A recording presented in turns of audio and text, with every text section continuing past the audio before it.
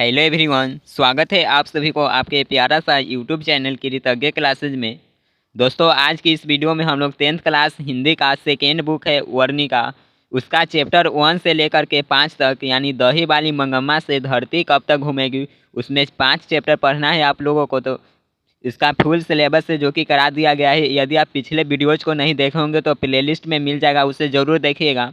यहाँ हम लोग चैप्टर 1 से लेकर के चैप्टर 5 तक टोटल सब्जेक्टिव क्वेश्चन को करेंगे और इसका 1 शॉट टोटल कहानी का सारांश भी करा दिया है। नीचे डिस्क्रिप्शन में उसका लिंक मिल जाएगा, यदि आप उसे नहीं देखे होंगे तो ज़रूर देखिएगा, क्योंकि सारांश भी एग्जाम में पूछा जाता है। यहाँ हम लोग टोटल सब्जेक्टिव क्वेश्चन को करेंगे और नेक्स्ट वीडियो इसका आएगा जिसमें हम लोग 1 शॉट ऑब्जेक्टिव करेंगे। यहाँ पे हम लोग 1 शॉट टोटल यानी कि 5 चैप्टर का सब्जेक्टिव क्वेश्चन करेंगे। तो जल्द से आप लोग इसे अपने फ्रेंड्स के पास शेयर कर दीजिए। और आज का यह क्लास होने वाला है जो कि यूट्यूब पर पहली बार 1 शॉट यह क्लास है, जो कि यहाँ से हम लोग 5 चैप्टर का सब्जेक्टिव का यह 1 शॉट क्लास यूट्यूब पर पहली बार होने वाली है। तो जल्द से आप लोग इस वीडियो को लाइक कर दीजिए और अपने फ्रेंड्स के पास शेयर कर दीजिए। और चैनल पे जो भी स्टूडेंट्स न्यू हैं वो चैनल को सब्सक्राइब करके ऑल नोटिफिकेशन को ऑन कर लीजिए, क्योंकि आपको आगे भी इसी तरह के वीडियोज मिलते रहेंगे। और कोई भी प्रॉब्लम हो तो नीचे आप लोग कमेंट करके बता सकते हैं। 100% यह श्योर है कि यहाँ से आपको उसका है जो कि उस प्रॉब्लम को सॉल्व किया जाएगा। और इसके PDF के लिए अपना टेलीग्राम चैनल ज्वाइन कीजिए, लिंक डिस्क्रिप्शन में दिया गया है। चलिए शुरू करते हैं।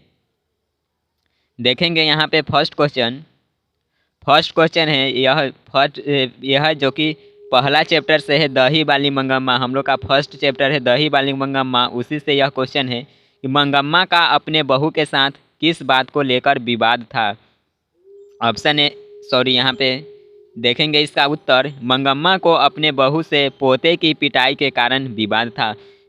फर्स्ट क्वेश्चन दिया गया कि मंगम्मा को अपने बहू के साथ किस बात कर लेकर विवाद था। तो मंगम्मा को अपने बहू के साथ विवाद का जो मूल कारण था वह था पोते की पिटाई। यहाँ पे इसी तरह से आप लोग इसका आंसर देखिएगा। चलिए नेक्स्ट क्वेश्चन देखेंगे। सेकेंड क्वेश्चन देखेंगे। सेकेंड क्वेश्चन है कि रंगप्पा कौन था और वह मंगम्मा से क्या चाहता था। सेकेंड क्वेश्चन देखिए कि रंगप्पा कौन था और वह मंगम्मा से क्या चाहता था। तो रंगप्पा मंगम्मा के गांव का एक जुआरी और लंपट किस्म का आदमी था। वह मंगम्मा से कर्ज लेना चाहता था। रंगप्पा था जो कि मंगम्मा के गांव के ही जुआरी और लंपट किस्म का आदमी था, और वो क्या चाहता था तो मंगम्मा से कर्ज लेना चाहता था। एकदम सटीक आंसर लिखिए, जैसे कि यहाँ पे दिया गया है इसी तरह से आप लोग आंसर लिखिएगा। नेक्स्ट क्वेश्चन देखेंगे। 3 नंबर क्वेश्चन है कि बहू ने सास को मनाने के लिए कौन सा तरीका अपनाया।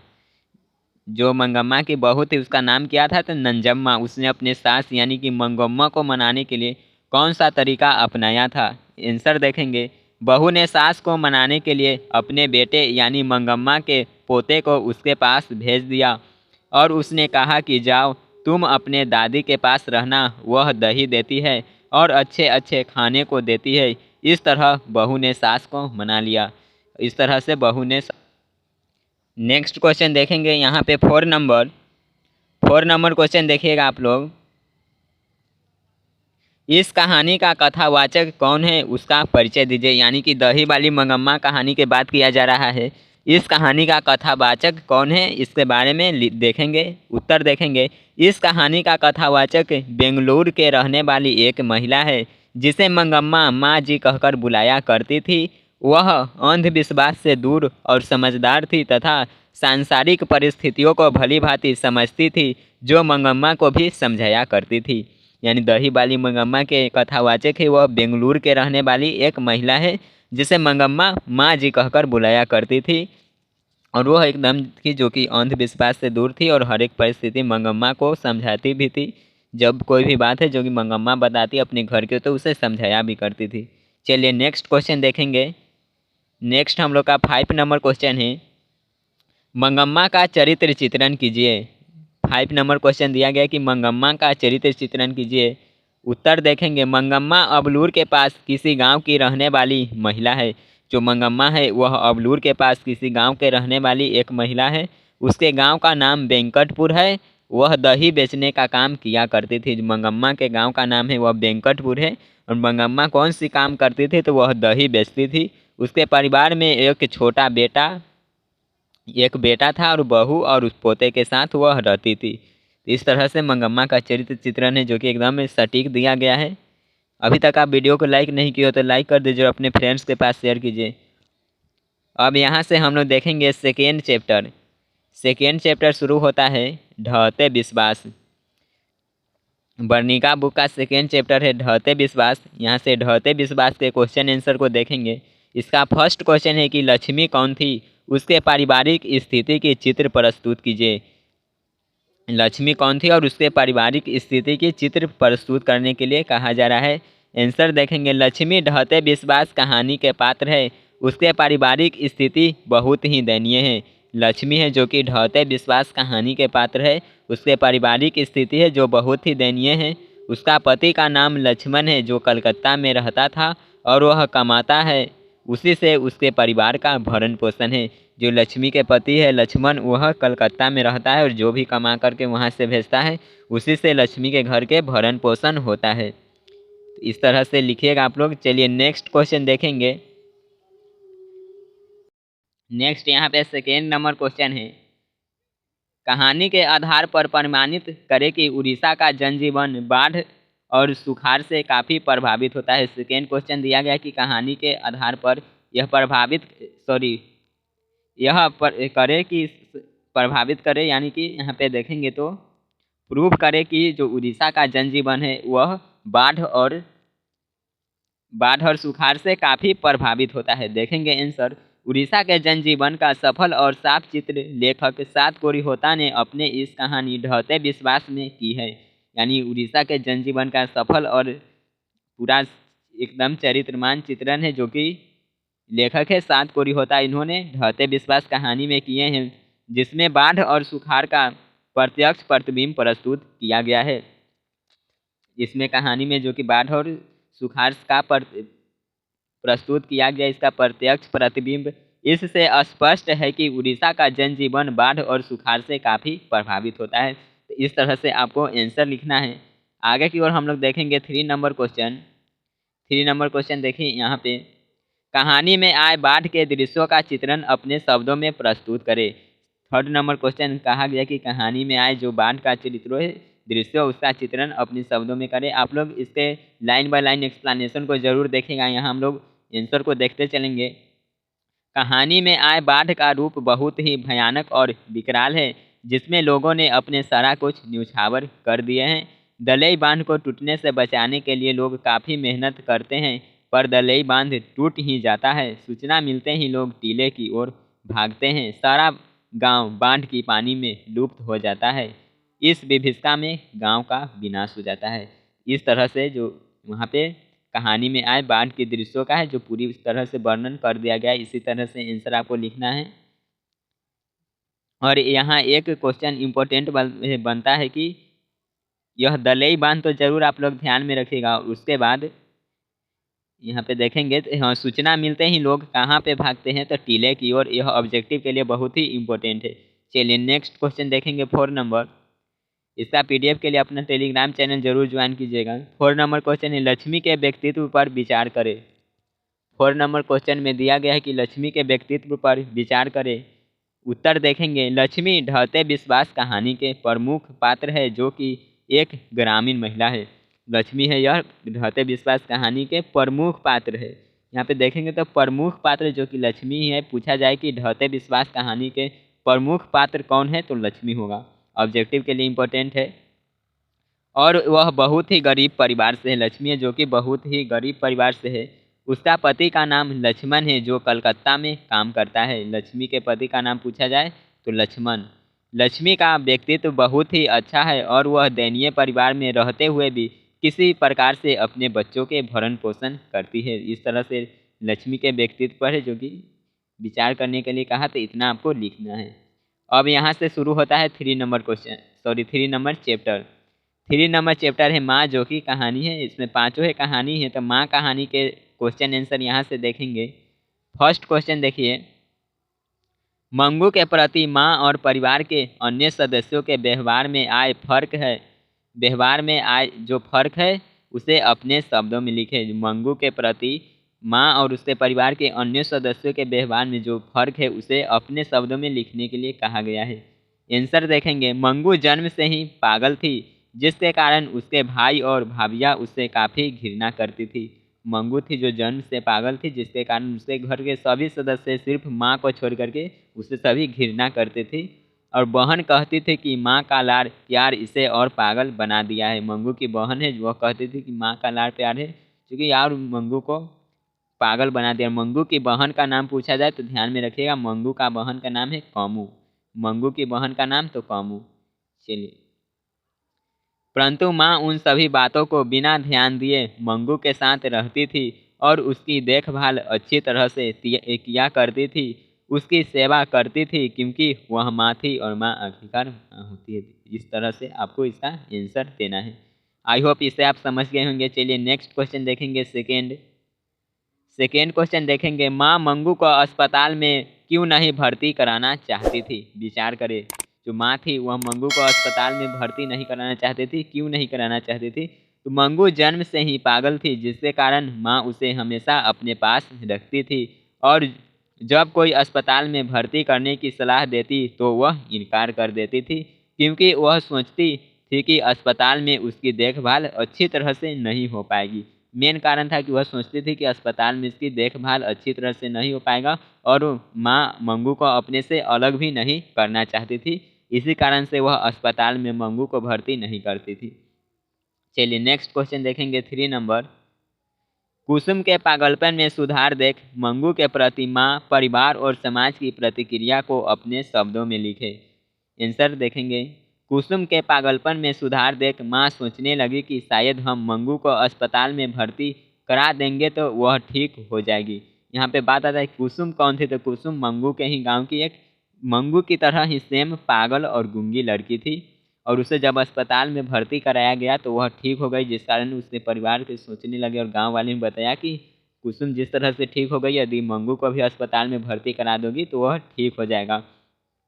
वह अपनी इच्छा अपने बेटे को बताई और माँ को भी इच्छा हुई, चलिए अब भर्ती करा देते हैं, और अपने बेटे को बताया। समाज के लोगों ने भी सलाह दी और बेटे ने मंगू को अस्पताल में भर्ती करा दिया और फाइनली मंगू को है जो कि अस्पताल में भर्ती करा दिया गया। नेक्स्ट क्वेश्चन देखें। 4 नंबर क्वेश्चन है कि कहानी के शीर्षक की सार्थकता पर विचार करें, यानी कहानी का शीर्षक माँ ही क्यों दिया गया है, इसी पर विचार करना है। चलिए आंसर देखेंगे। कहानी का शीर्षक माँ अत्यंत सार्थक है, क्योंकि पूरी कहानी में माँ की ही निश्चल और निस्वार्थ प्रेम को दर्शाया गया है।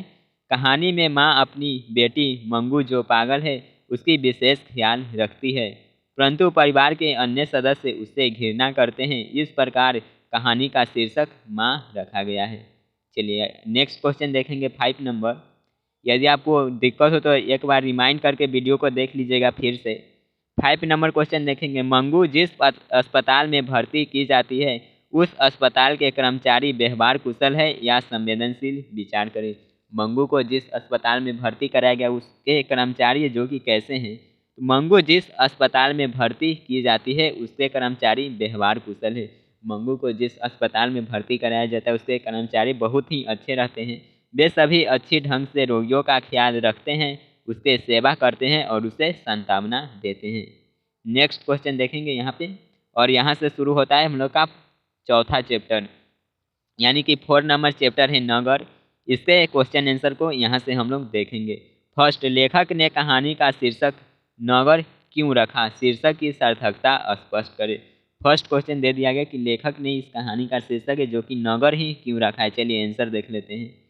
आंसर देखेंगे, एकदम सरल भाषा में आंसर दिया गया है, इसी तरह से आप लोग सटीक आंसर लिखेगा। लेखक ने कहानी का शीर्षक नगर इसलिए रखा है कि इस कहानी में गांव में सभी प्रकार की व्यवस्था उपलब्ध नहीं रहती है, जिसके कारण बल्ली अमाल पपाती की इलाज के लिए शहर ले जाती है और उसे वहां अनेक परेशानियों का सामना करना पड़ता है। इस प्रकार इस कहानी का शीर्षक है जो कि नगर रखा गया है, जो कि सार्थक है। आई होप आप समझ गए होंगे। चलिए नेक्स्ट क्वेश्चन की ओर बढ़ेंगे। किसी भी प्रकार का दिक्कत हो तो आप लोग नीचे कमेंट बॉक्स में ज़रूर बताइएगा। इसका पीडीएफ भी आपको मिल जाएगा, फिर से आप लोग वहाँ से पढ़ लीजिएगा। देखेंगे सेकेंड क्वेश्चन है, पपाती कौन थी और वह शहर क्यों लाई गई थी? 4 नंबर चैप्टर के देख रहे हैं सेकेंड क्वेश्चन की पपाती कौन थी और वह शहर क्यों लाई गई थी। पपाती बल्ली अमाल की पुत्री थी। पपाती को तेज बुखार था और गांव के प्राइमरी हेल्थ सेंटर के डॉक्टर ने इलाज के लिए शहर ले जाने की सलाह दी, जिस कारण बल्ली अमाल ने पपाती को शहर ले गई। तो इनका पपाती को बुखार था और प्राइमरी हेल्थ केयर के जो डॉक्टर थे उन्होंने शहर ले जाने की सलाह दी, जिस कारण से पपाती को शहर ले जाया गया। यहाँ पे देखेंगे अब आगे की ओर देखें। यहाँ पे 3 नंबर क्वेश्चन, बड़े डॉक्टरों ने अपने अधीनस्थ डॉक्टरों से पपाती को अस्पताल में भर्ती कर लेने के लिए क्यों कहा, विचार करें। यानी उस अस्पताल के सबसे बड़े डॉक्टर थे, उन्होंने पपाती को स्पेशल भर्ती लेने के लिए कहा, तो उन्होंने ऐसा क्यों कहा। उत्तर देखिए यहाँ पे क्या बोला जाता है कि बड़े डॉक्टरों ने अपने अधीनस्थ अस्पताल में भर्ती करने के लिए इसलिए कहा क्योंकि पपाती मेनिंजाइटिस बीमारी से ग्रस्त रहती है। क्वेश्चन ये पूछा जाएगा कि पपाती को कौन सा रोग था, तो यहाँ पे ध्यान में रखिएगा मेनिंजाइटिस बीमारी से ग्रस्त रहती है। और बड़े डॉक्टर शहर से मेनिंजाइटिस की पढ़ाई करके अभी अभी लौटे हैं तथा उनके अलावा इस बीमारी का कोई दूसरा इलाज नहीं कर सकता। इसलिए जो बड़े डॉक्टर बोलते हैं कि पपाती को अस्पताल में भर्ती करा लिया जाए। नेक्स्ट 4 नंबर क्वेश्चन देखिए, चौथा चैप्टर यहाँ पे क्वेश्चन देखेंगे, बड़े डॉक्टरों के आदेश के बावजूद पपाती अस्पताल में भर्ती क्यों नहीं हो पाती है। यानी अस्पताल के बड़े डॉक्टर है जो बोलते हैं कि पपाती को अस्पताल में भर्ती ले दिया जाए, परंतु वह भर्ती क्यों नहीं ले पाती है, यानी पपाती भर्ती क्यों नहीं हो पाती है। आंसर देखेंगे, बड़े डॉक्टरों के आदेश के बावजूद पपाती अस्पताल में भर्ती नहीं हो पाती है क्योंकि पपाती की माँ बल्ली अमाल, पपाती की माँ कौन है, तो बल्ली अमाल पढ़ना लिखना नहीं जानती है।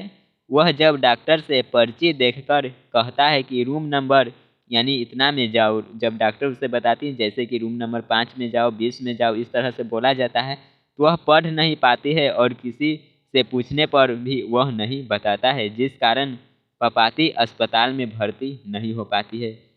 शहर के ऐसे लोग होते जो कि किसी का हेल्प भी नहीं करने से, सभी नहीं, कुछ ऐसे लोग हैं जो हेल्प नहीं, यानी कि जब उनका बोला जाए कि 20 नंबर रूम में जाओ, तो वो तो पढ़ना लिखना जानती ही नहीं, तो कैसे किसी से पूछेगी, पर्चे दिखा करके देखो तो कहाँ जाने, तो नहीं बताती, जिस कारण से और है पपाती अस्पताल में भर्ती नहीं हो पाती है।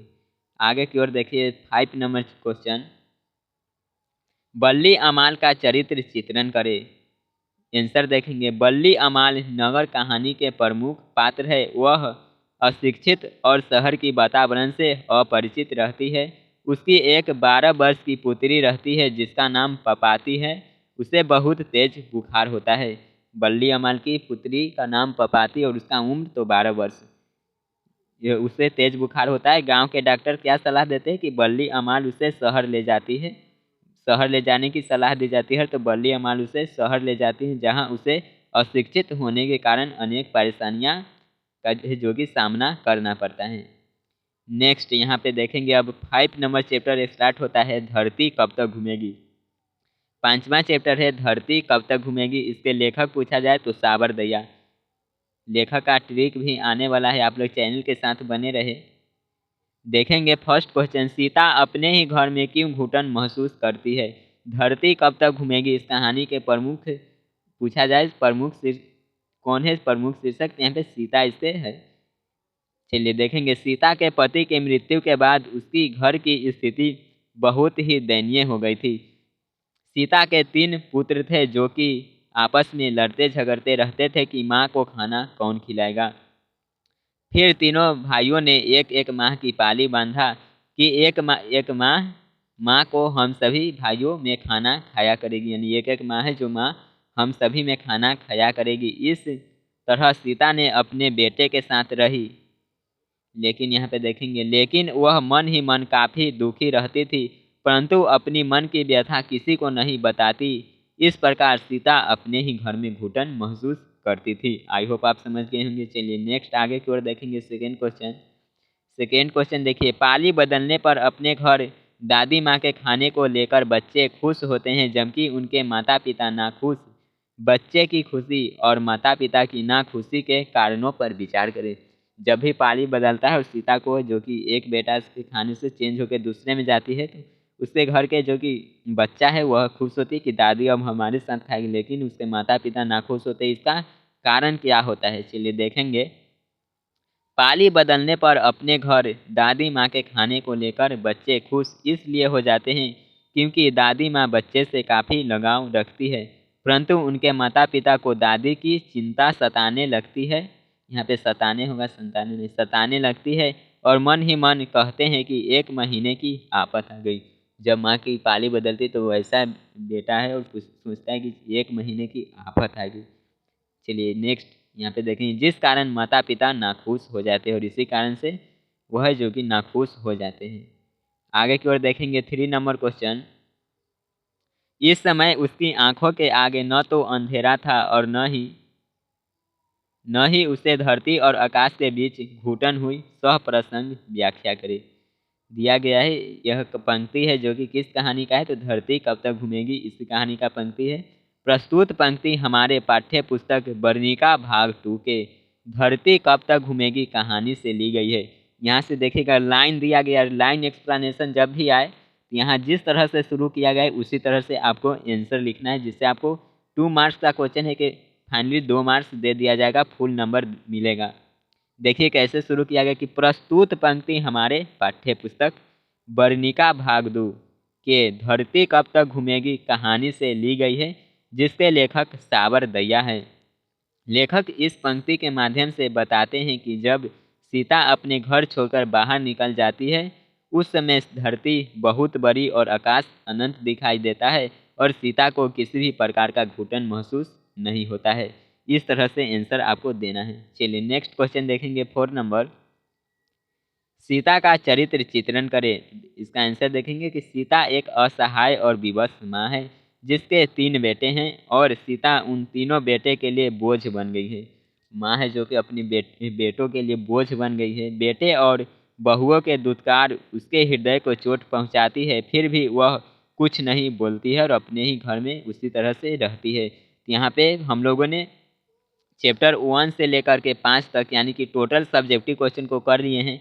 यहाँ पे सारांश इसलिए नहीं दिया कि सारांश का एक 1 शॉट वीडियो आ चुका है, डिस्क्रिप्शन में लिंक दिया गया है, यदि आप उसे नहीं देखे होंगे तो ज़रूर देखेगा। सारांश भी बोर्ड एग्जाम के लिए इम्पोर्टेंट होता है और लाइन एक्सप्लेनेशन जिस तरह से यहाँ पे हम लोगों ने किए हैं 3 नंबर क्वेश्चन में, इसी तरह से आपको लाइन एक्सप्लेनेशन का आंसर लिखना है। आई होप ये क्लास आपको काफ़ी पसंद आई होगी और इससे है जो कि आपको बोर्ड एग्जाम में काफ़ी सहायता मिलेगी। और इससे आपको जैसे कि देखेंगे तो यहाँ से आपको 10 नंबर यहाँ क्लियर तो होता ही है, 10 नंबर यहाँ से आपको क्लियर हो जाएगा। और इसका 1 शॉट ऑब्जेक्टिव का क्लास आने वाला है। यह क्लास कैसा रहा आप लोग कमेंट बॉक्स में ज़रूर बताइएगा और वीडियो को लाइक नहीं किए हो तो लाइक कर दीजिए और अपने फ्रेंड्स के पास ज़्यादा से ज़्यादा शेयर कीजिए। पीडीएफ के लिए अपना टेलीग्राम चैनल ज्वाइन कीजिए। आपको टेलीग्राम ऐप नहीं होगा यदि तो टेलीग्राम सर्च कीजिए, प्ले स्टोर से टेलीग्राम ऐप को इंस्टॉल करना है। उसके बाद सर्च करना है अपने चैनल का नाम, जैसे कि अपने चैनल का नाम क्या है आप लोग जानते ही हैं, कृतज्ञ क्लासेज। जैसे ही सर्च कीजिएगा कृतज्ञ क्लासेज तो आपको यह लोगो देखने को मिलेगा, वहाँ पे आपको ज्वाइन होना है। इसका पीडीएफ मिल जाएगा, एक बार वहाँ से आप लोग रिमाइंड करके पढ़ लीजिएगा। कैसा लगा यह क्लास ज़रूर बताइएगा आप लोग, आपके कमेंट का इंतज़ार रहेगा। मिलेंगे फिर नेक्स्ट क्लास में। बाय।